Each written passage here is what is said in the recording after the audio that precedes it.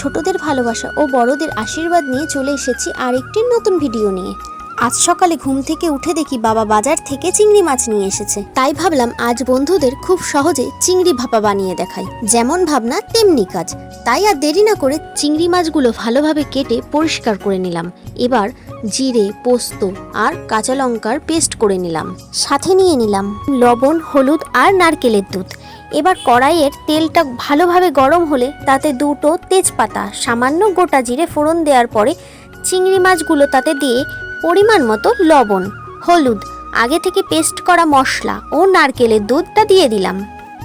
এবার কিছুটা সময় গ্যাসের লো ফ্লেমে ভালোভাবে নেড়েচেড়ে নিয়ে একটা ঢাকনা দিয়ে ঢেকে দিলাম। 7 থেকে 8 মিনিটের মধ্যেই তৈরি হয়ে গেল সুস্বাদু চিংড়ি ভাপা।